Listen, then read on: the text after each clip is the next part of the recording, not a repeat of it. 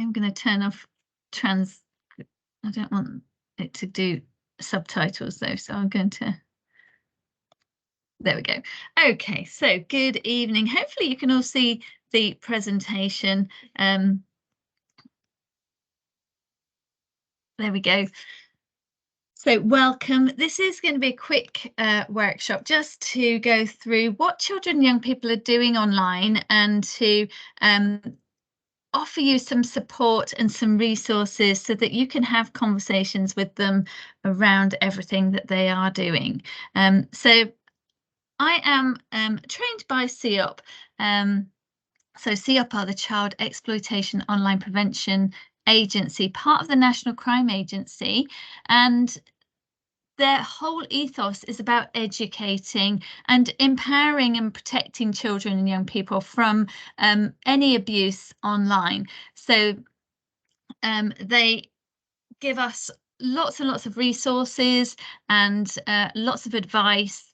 And so I go out and I train teachers to deliver internet safety, and I also do workshops with all ages of children from preschool right up through to sixth formers. In order to give them knowledge and the skills that they need to make them safer online. And this presentation is going to repeat itself throughout, really, and it's all about having those conversations and understanding actually that children's lives are online at the moment, and they will be in the future as well. And then it's giving you the knowledge and skills to keep your children safe as well. And what makes me very passionate about this is I saw a Channel 4 documentary. There were 3 around the National Crime Agency, but one of them was particularly around CEOP, and I think you can still get it on YouTube. But it showed a young boy who felt uncomfortable. He was talking to somebody online, and he felt uncomfortable because the girl was starting to ask him lots of questions, asking him to send pictures of himself. So he told his mum that he felt uncomfortable, and she reported it to CEOP. Anybody can report things to CEOP, and I will show you where that button is later on. But the programme followed the messages through social media, and it ended up in Bahrain, and they worked with the Bahrainian police to track down the messages to a particular computer. And when they found the computer, they arrested 5 young men pretending to be a young girl, sending out lots and lots of messages to the boys in the UK. But what they do then is they look at that computer to find any victims and to go and support those victims. And what CEOP found were 80,000 boys who were victims of these abusers. And so my biggest passion is to get children to understand that if they feel uncomfortable online, to tell somebody, tell a teacher, tell a parent, tell somebody, because for me as a parent, that was really sad to know that those boys did not speak up. The number one reason they won't speak up is that they believe their tech will be taken away.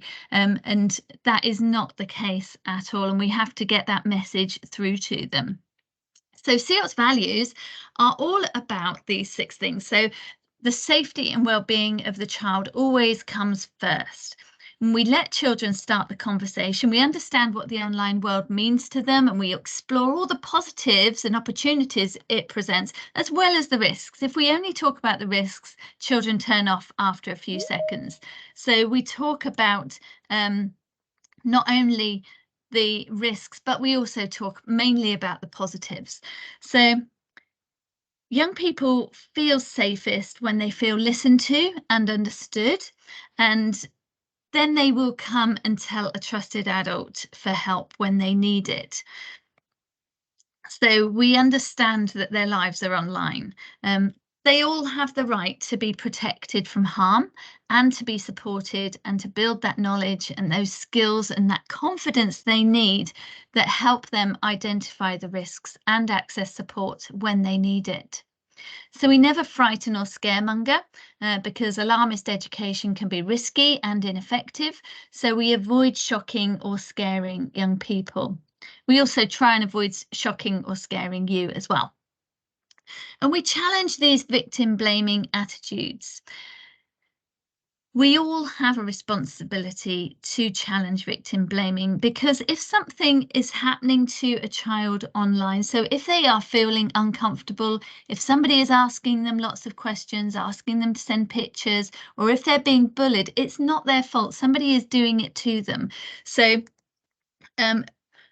abuse is never the fault of those who have been harmed, and this will build their confidence to ask somebody for help when they need it.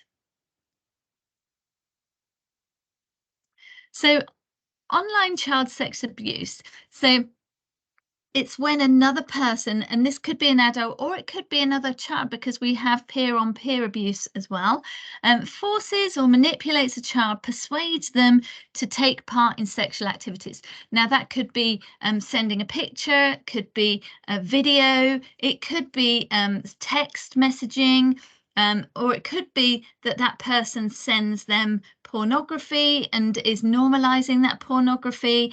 All of these things CEOP want to know about. And it can take place online, but a lot of offenders then try and take this offline. So they will then try and meet the child. So this is CEOP's main concern. And while I would say 90% of the people that children meet online are who they say they are, there are 10% of the current population who are there, who want to abuse children and to harm children. And they know the apps that children are on, and they know the games that children are playing, and they then sit on those games and apps to try and make that relationship with children. So quick quiz to see how awake you are tonight. These are the top 9 sites. I've updated it since this morning even. So these are the top 9 apps that children at Horridge are currently using. So I'm just going to give you a couple of seconds, and if you pop in the chat bar how many of those you could actually name, and we'll see how we do. And by the way, if anybody does have any questions throughout, just pop it in the chat, or you can shout at me, I really don't mind, or we can do questions at the end. So well done, Nicola, for getting 5. Nikki's got 6. Caroline's got 5. Este's got 6. David's got 7. David, you're in the lead so far.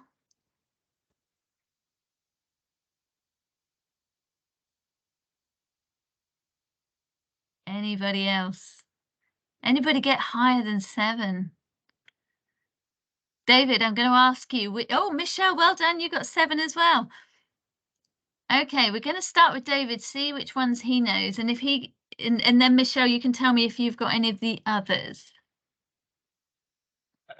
So going from the top left, I think it's WhatsApp, Minecraft, Snapchat. I don't know the middle left. The middle one's YouTube. Then it's Instagram, TikTok, Twitch, and Call of Duty. I think. Well done. So you only missed 1. Yeah, 1 in the end.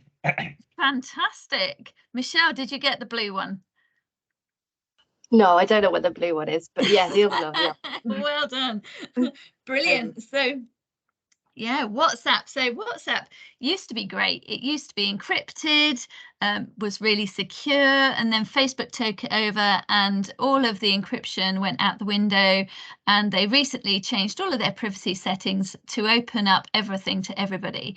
So you have to be aware of that and actually go into the privacy settings. There's a lot of settings to set now, but I would recommend doing that and checking them every so often, because when your phone doesn't update or when WhatsApp doesn't update, it tends to reset everything to being open to everybody. So we really need to set those privacy settings. I've had groups of girls in particular having strangers drop in on conversations. Minecraft, love Minecraft. Lots of children using Minecraft, and I love hearing about what they've been making.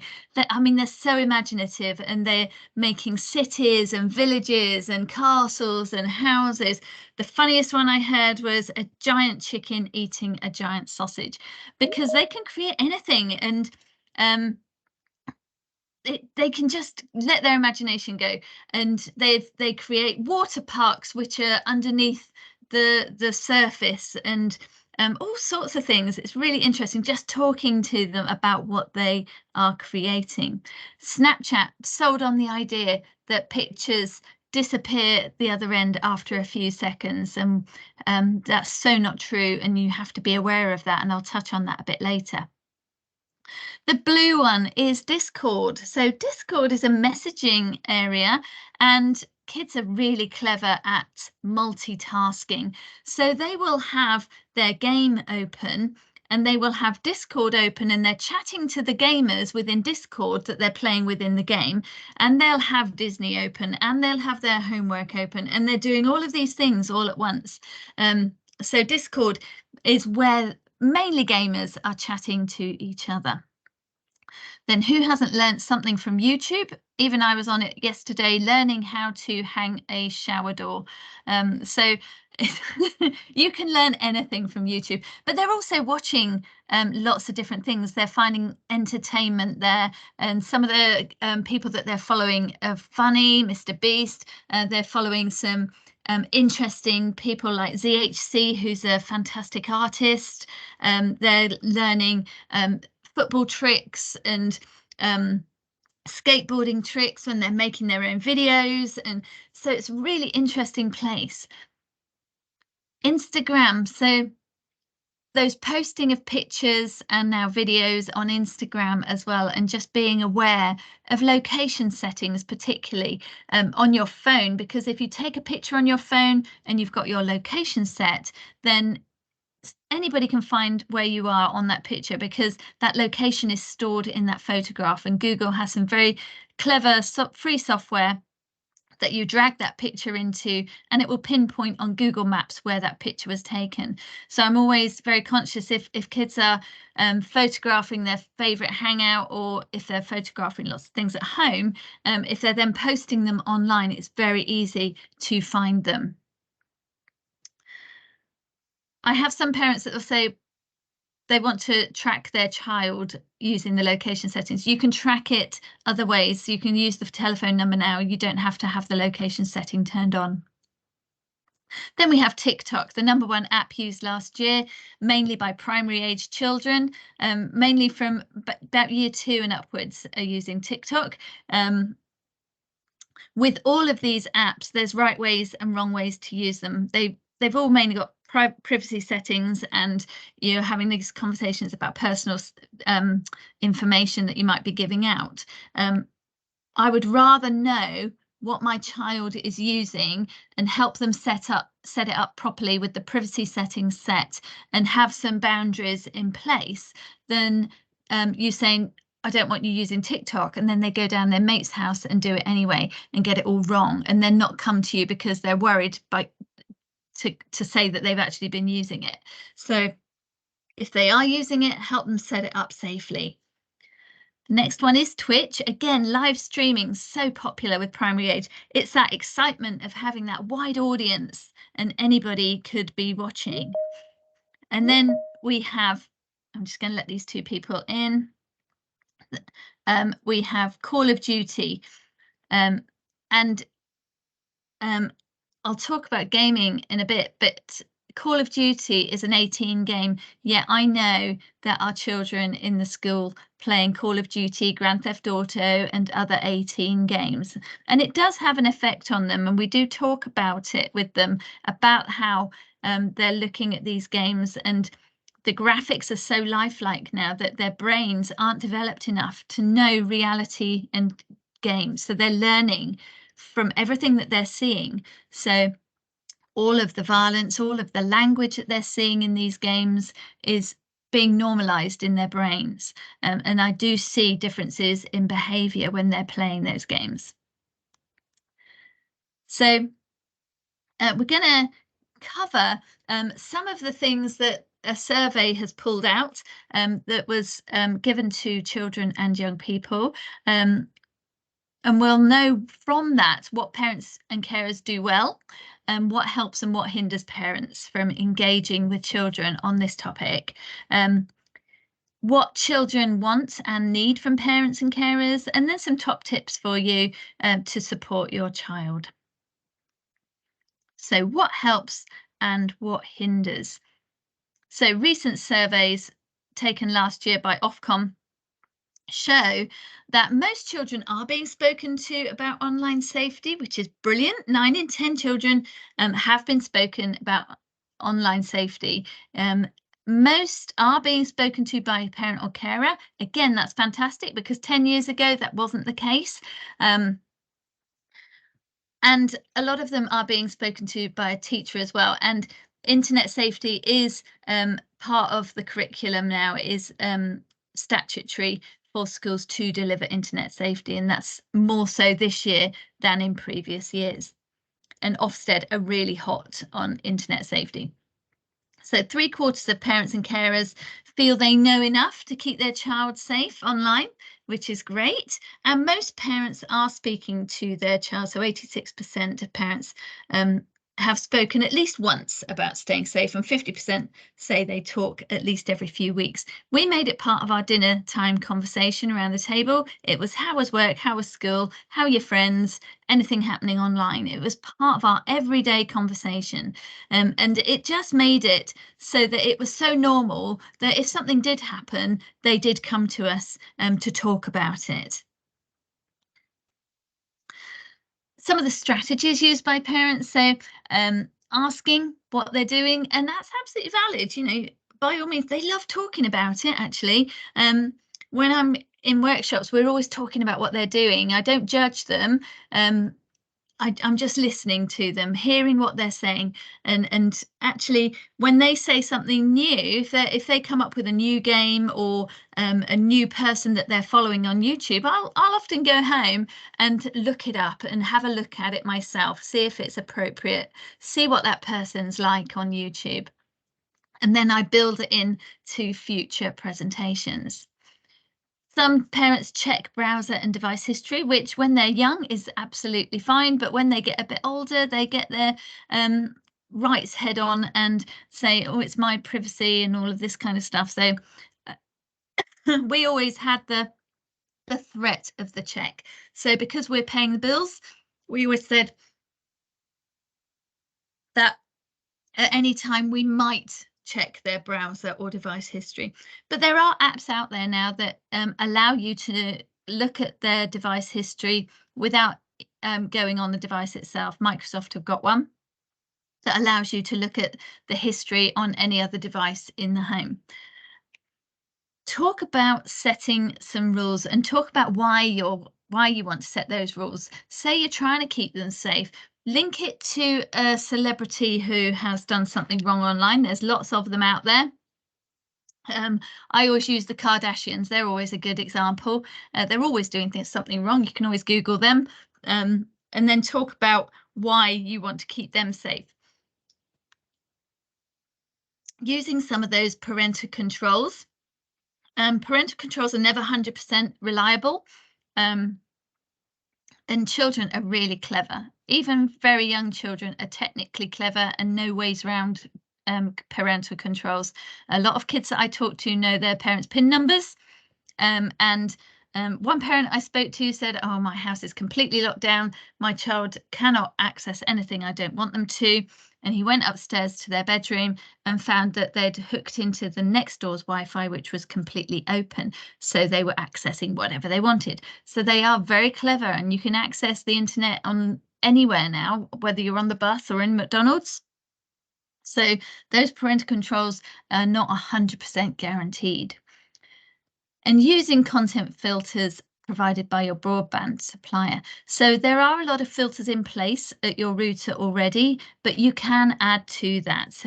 However, a lot of these people out there who want their websites to be seen and their content to be seen, tag them in such a way that they get through the filters.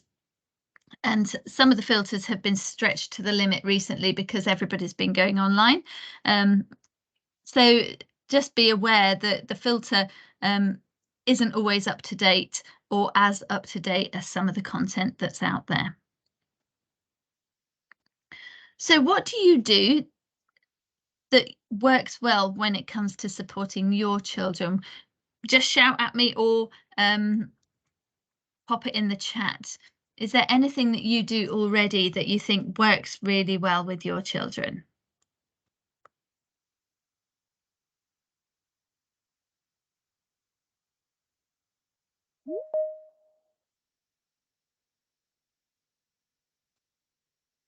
Anybody?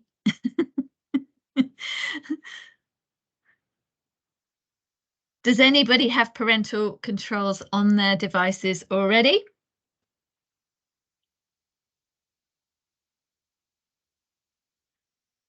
When my children were younger, I always used to say that they had to be seen, so they were never allowed to take devices up to their room. It was always downstairs. They could sit around the corner, but as long as I could walk past and see whatever it was they were doing, then that's fantastic. Yeah, that's a good idea. And when they're live streaming and on TikTok, in particular, the recommendation is that they do it in the family space. However, I know with children, sometimes that's a bit embarrassing and they don't want to sing and dance in front of the family.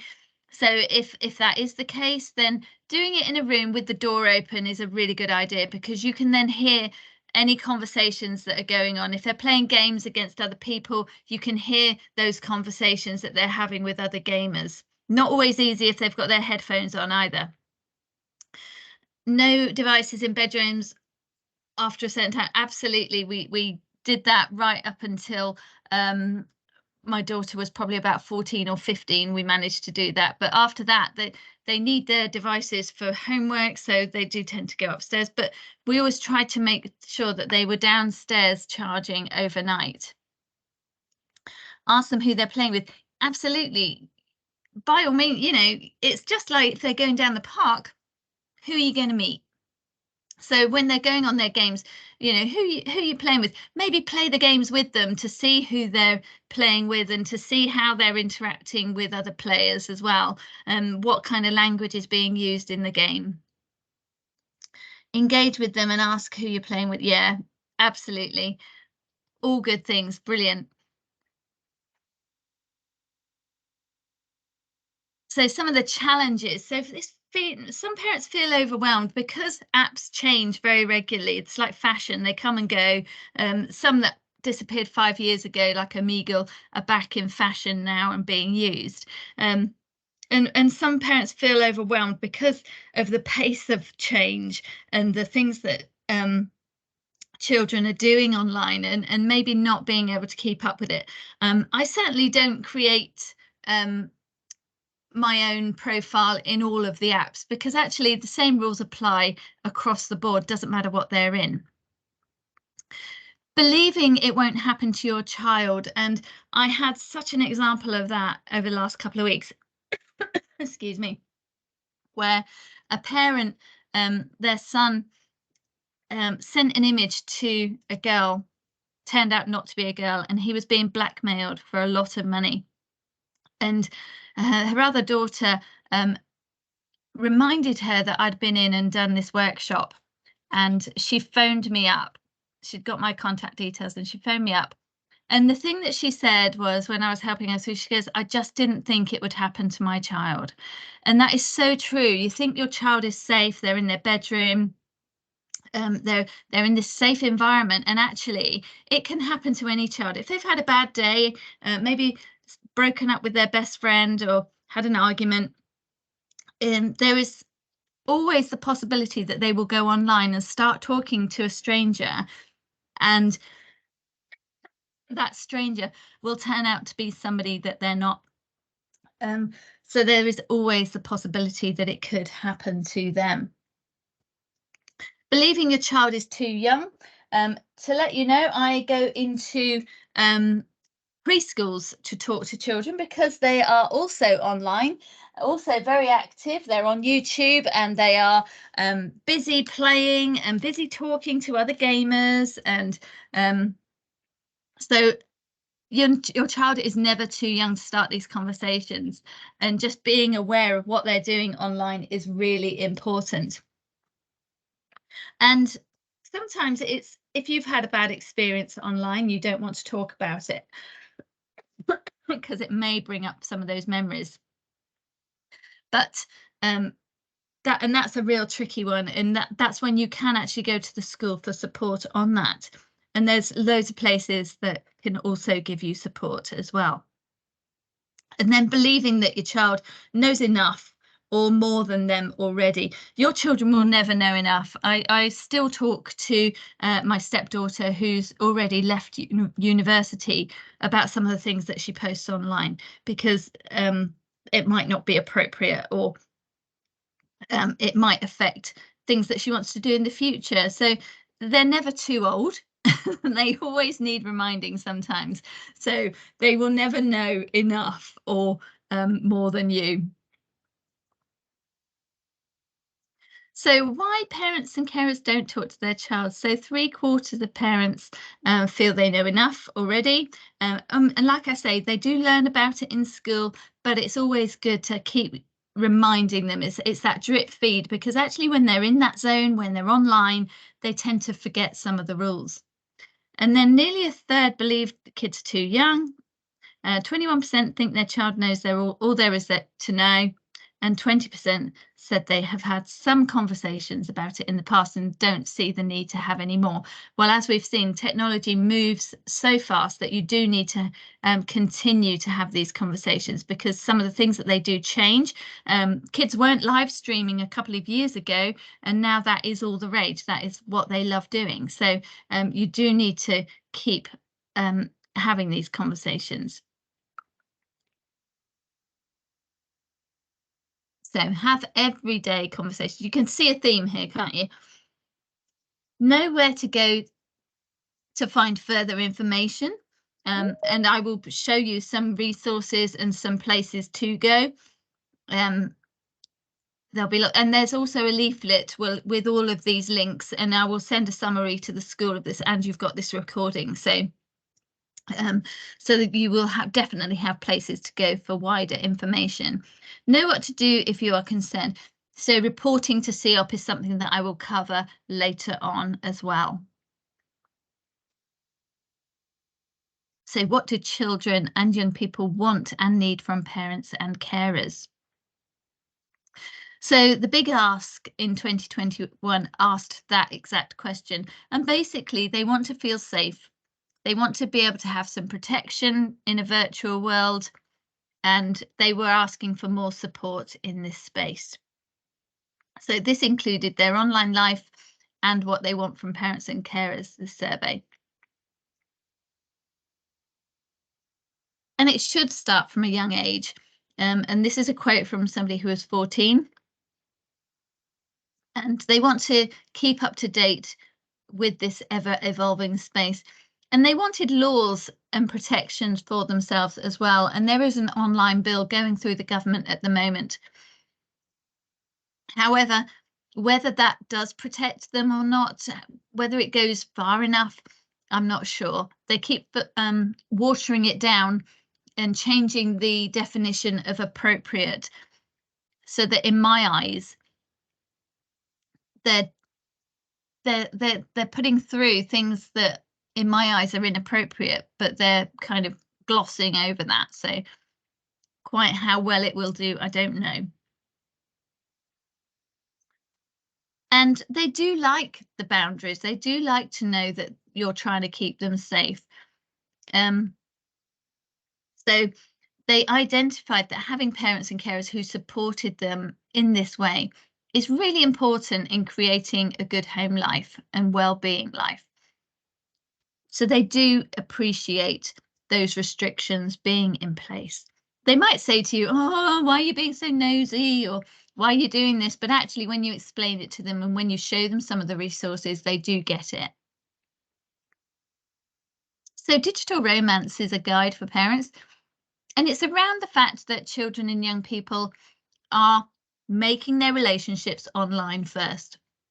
So they're creating their friendships. They find being online very comfortable. They talk much more openly to a computer screen than they do face to face.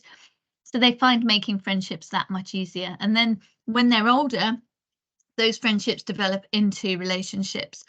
So having everyday conversations about this is really important. So you can download that from the CEOP website. So what children need. So we start these safety messages very early, like I say, from preschool age upwards, and we build on it. So they are like building blocks. So we start with very simple messages, that stranger danger message, that personal information message, and then we build on that through the ages and develop that over time. So in the early years, when they're 0 to 3, they really rely on adults to guide and protect them. They don't have any skills to process the information they see. And to them, their device is a play tool. And a lot of them are on iPads and phones, using their parents' and carers' devices. So you need to support them by introducing online spaces little at a time and begin to explore some of the content with them. Don't just sit them down in front of YouTube, because YouTube will send them lots of inappropriate things. I had a friend who sat their child down with Thomas the Tank Engine, and when she turned around after making a cup of tea, she realized that her child was not watching Thomas the Tank Engine anymore. So YouTube does tend to send through lots of inappropriate things. Then when they're 3 to 5, they're not ready to self-manage their technology. They think everything online is real. And we can see that 89% of 3 to 4-year-olds use video sharing platforms. So that's YouTube and TikTok. And over 50% use messaging sites, and over 24% have their own social media profile. Quite surprising, some of this. So when they're 6 to 9, so they're starting to manage their emotions and thinking. They have limited online safety knowledge or critical thinking, so they're technically very clever, but their judgment is not as fast-paced as their technical skills. And they tend to trust what they see and hear online, and they might not recognize the dangers that they face. They're still playing. It's really important to them. So online games have a big influence on them, and they start to hero worship others. So they might be interested in famous people or celebrities online, and they start feeling a need to fit in, and many do things or follow others easily, especially if the person or what they're doing is popular.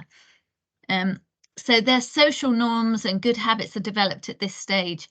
And so this is a really good time to start talking to them and setting those boundaries, using an agreement with them, an online use agreement, putting those parental controls and privacy settings in, but understanding that because they're technically clever, they can get round them. Then when they get to 10 to 13, they're very aware of social pressure and expectations. They know what's cool and what is not, and they have an increased awareness of self-image.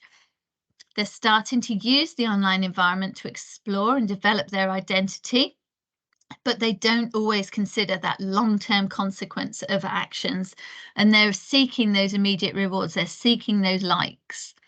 So at this age, we're talking about their digital footprint because it's out there forever.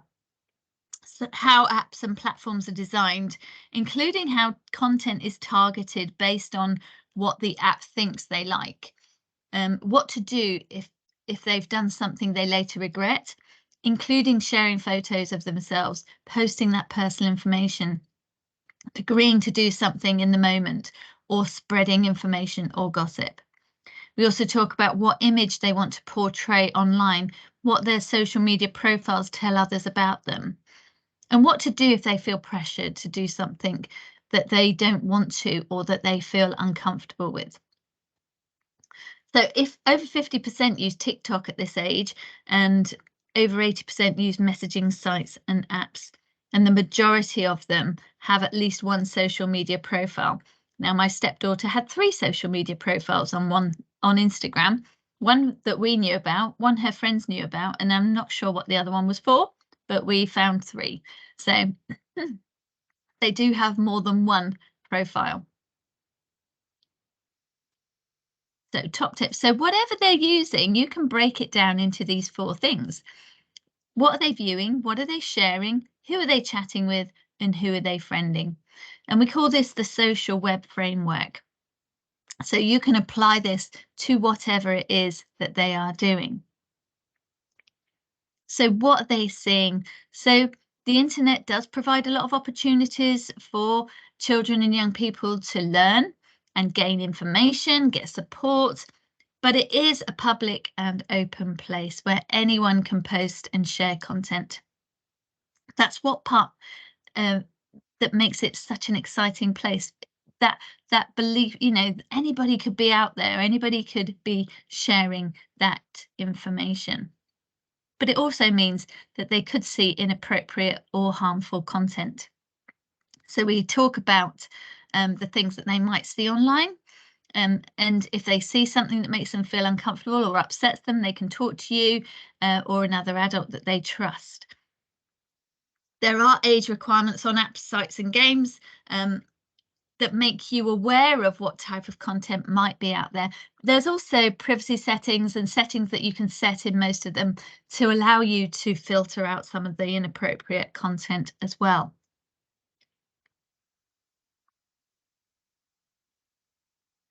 We talk about well-being because a lot of what they're looking at does take its toll. Social media has a huge impact on people's well-being, particularly when they're getting to year 5 and year 6. There is that pressure to look a certain way. And we find that they're comparing themselves to what they're seeing online. And a lot of the time, you're only seeing the best of people, and 99.9% of images that they're looking at have been photoshopped. So they're not comparing like for like. And a lot of the time, it is impossible aspirations that they're looking at. So when they're saying to me, oh, I'd really like her hair, or I'd really like her face, or whatever it is, they're not comparing reality. So it's really important to talk to them about the fact that they will never reach those aspirations that they're after. And this is a really good video that I did show to the year 5s and 6s, but I highly recommend it. It's from Dove, but there's other examples on YouTube that you can find of how they Photoshop models before the pictures are released. But this is a really interesting one.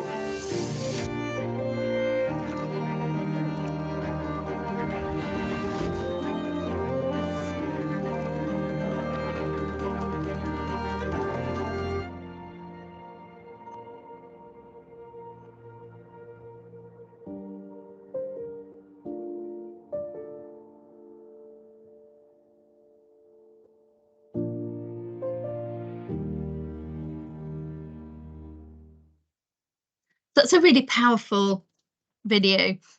Recommend you show it to them and talk about the fact that there is this pressure. And I was talking to a group of girls who are year 7s, and they said there is pressure to look a certain way online, which if you can't be yourself, that's really sad, I think.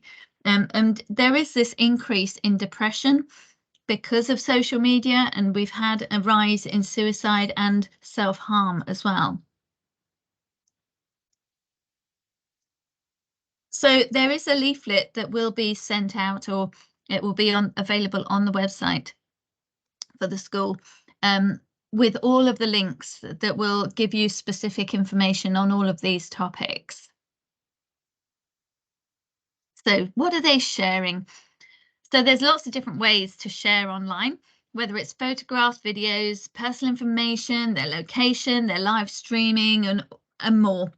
Some of the most popular sites are designed to enable people to share information, pictures and videos.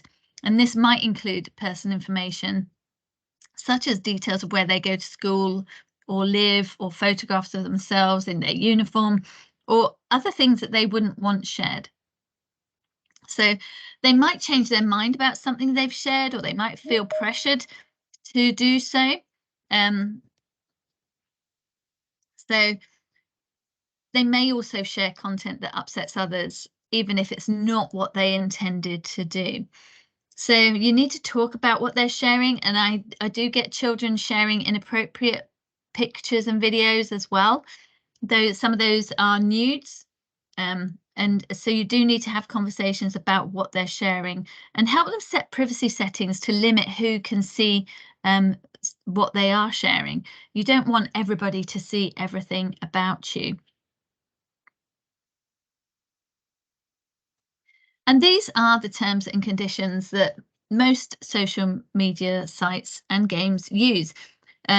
Nobody ever reads them apart from me, and I had to translate it from a lot of legal speak to be able to share this with children, and we do talk about this. Particularly things like Snapchat, where you think that the picture disappears the other end after a few minutes. Well, all of these apps are free, and the way that social media companies make their money is by selling that content. So whether it is a photograph, a video, or some text, or whatever it is, they keep everything. So they can then publish it or take it into Photoshop and sell it, or whatever they want to do with it. It is theirs once you have pressed that button. So I've had lots of examples of this over the years. One girl came up to me and said, "Oh yes, my uncle took a picture of me and my cousin in his pool, and the following year, when after he'd posted it on Instagram, I think that was, it appeared in a holiday brochure that they got." So you just don't know where it's going to end up. Marketing companies can go to social media companies and say, right, we want a picture of a boy, he's got to have brown hair, red jumper, riding a bike, smiling, and they can really be very specific, and that social media company can go to their files and produce everything that they want from that picture, and they sell it for about 3p a picture at the moment. So marketing companies are happy because they're not having to pay out lots of money for models and locations and things like that, and the social media companies are making their money through that as well. So they don't have to tell you about it. They don't have to let you know that they're using it. I had another boy whose family went to France on holiday, and they went into a chemist shop, and there was the picture that he had posted on Snapchat being used to sell spot cream. So he was mortified. So you just don't know. So we always say, give it the granny test. If you don't want your mum, your dad, or your granny to see that picture, it's probably not a good idea to post it. Again, lots of information and sites for you about that. So who are they talking to? So they often continue their social interactions from school online as soon as they get home, if not before. So they're continuing those conversations all throughout the evening. They also say that they find it easier to talk very personally about personal feelings and private information via online chat because it's easier than face to face. You don't have that embarrassment. So there has been an increase in children using services like Childline, which is fantastic. I always recommend Every Child Knows a Childline number, because they have proper counsellors. However, it can make it easier for adults to talk to children and build those relationships to children. So children might have been exposed to inappropriate chat, which could include sexual or violent conversations, or mean comments or insults. And if they are asked to move to private chat areas, then we want them to tell us, because those chat areas aren't monitored, which means they might share information or feel pressure to do something that they don't want to do. So support your child to try and keep those friends as people that they know in the real world, or tell trusted adults, and or to talk to Childline if they have a problem.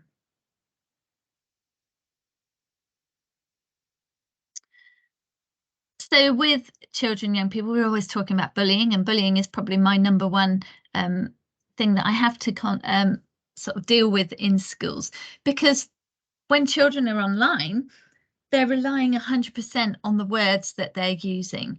They can't hear the tone of voice, they can't see that person's face, so they can't see whether they're laughing or being angry. So they're relying 100% on the words that they're using, so which makes it very easy for words to be misinterpreted, or sometimes they don't think twice when they're typing, so then they type something that they didn't actually mean. And sometimes it does end up in this bullying. And when you're relying 100% on words, it's very easy for conversations to get out of control.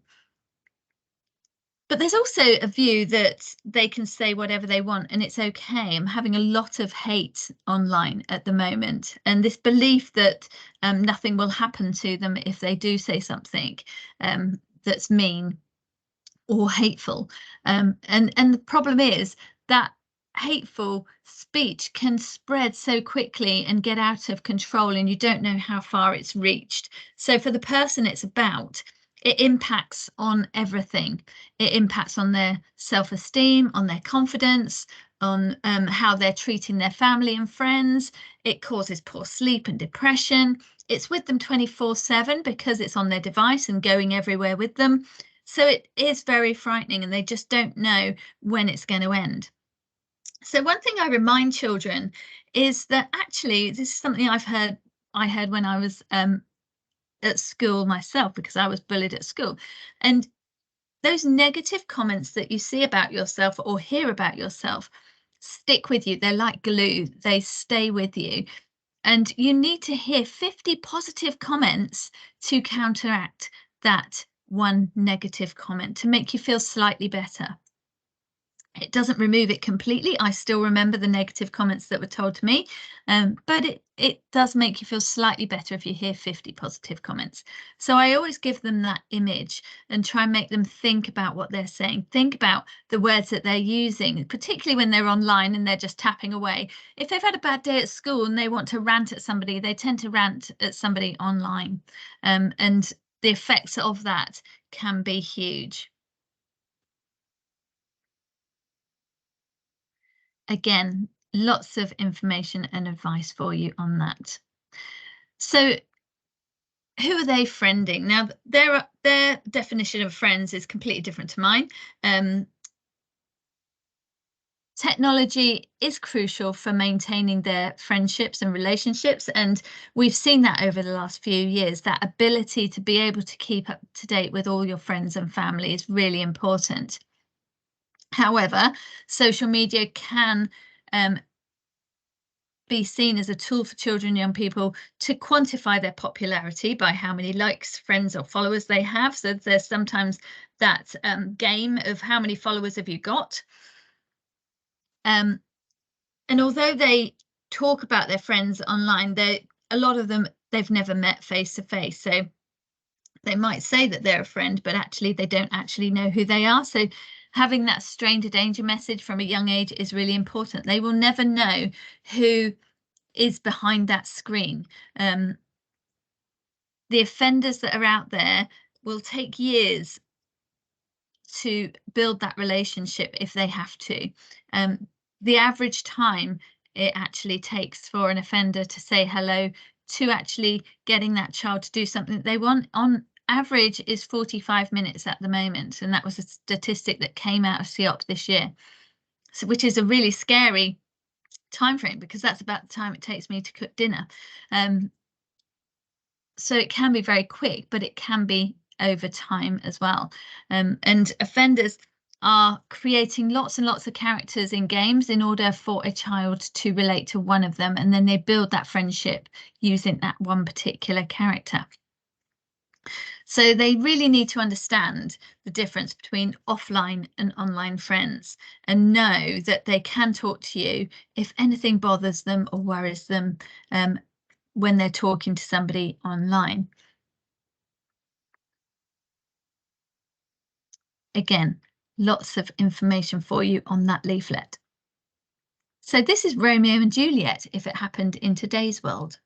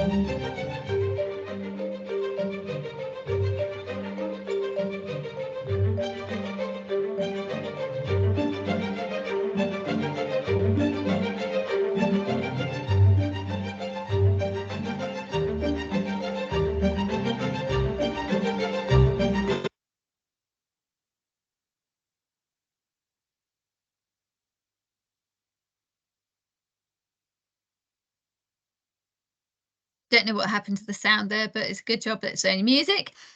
So children are doing exactly what we used to do as kids, but they're just doing it in a different location. It's all online now.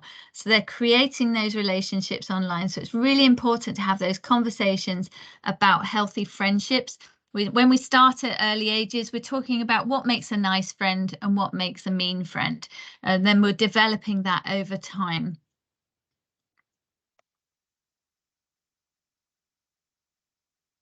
So in summary, it's about having those regular conversations, making it a comfortable conversation so that if something does happen, if something does worry them, they will come to you for help and advice. Ask them what apps and games and sites they like and get them to show you, get them to play some of the games with you and watch some of the videos with you. It can be very entertaining.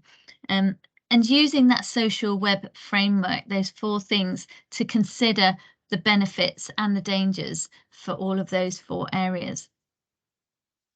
And just support your child to be safer in those apps or games or sites. So these are some of the resources that are on the Think You Know website. The link will be on that leaflet. And these are all for the primary age group.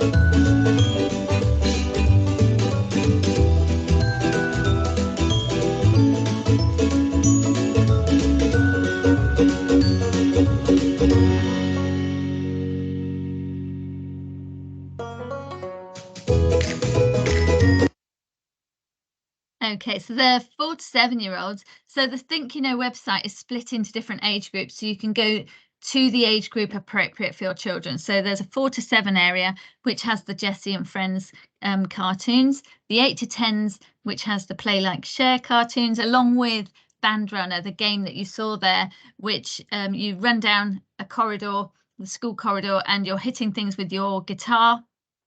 And if you fall over, you have to answer an internet safety question. And then there's a parent and carer area as well, with lots and lots of advice and articles for you. Oh, no, we don't see it again. Other resources that I love. So DigiDuck, he has 5 books and he is available on ChildNet. So they are picture books, particularly for the early years group. Click of the Cats, Chicken Clicking, and hashtag Goldilocks as well. All really lovely books that have that age appropriate, starting that conversation on different topics. So Detective DigiDuck is about sharing photographs, for example, DigiDuck's Big Decision. So lots and lots of things that will help you, and just reading those books will start those conversations. And then Bow, It's a Jungle Out There, is a game that we have created for parents to play with children. And again, it's about a panda who wants to explore a jungle and wants to post everything that he does online. There's lots of situations that you have to help with. It's very interactive and it's a learning game. So you get points for each of the options that you choose. So it's very engaging for children. And then other areas that you can go for help and advice. So the UK Safer Internet Centre, the internetmatters.org and Parent Zone all have lots of information for you. And a lot of them have descriptions of all of the apps out there, how to set those privacy settings as well. And then the Click CEOP button is on the Think You Know website, but it's also on the CEOP website and it's also on the school website. And if something is making your child feel uncomfortable online, you can report it to CEOP. The only thing that they don't deal with is bullying. They will refer you to Childline or the NSPCC for that. But if somebody is asking for images, asking photos, asking a lot of personal information, asking to meet offline, all of these things CEOP want to know about. So you can report, and they will follow up every single report that's made. So they get about 1,800 reports every month at the moment. But the one that I helped that parent with the other day, they phoned back within an hour. They are very quick and they are all about keeping that child safe and making sure that child is safe. So we've looked at all of those topics today. So thank you very much for listening. Does anybody have any questions that they want to ask? I will stop sharing now.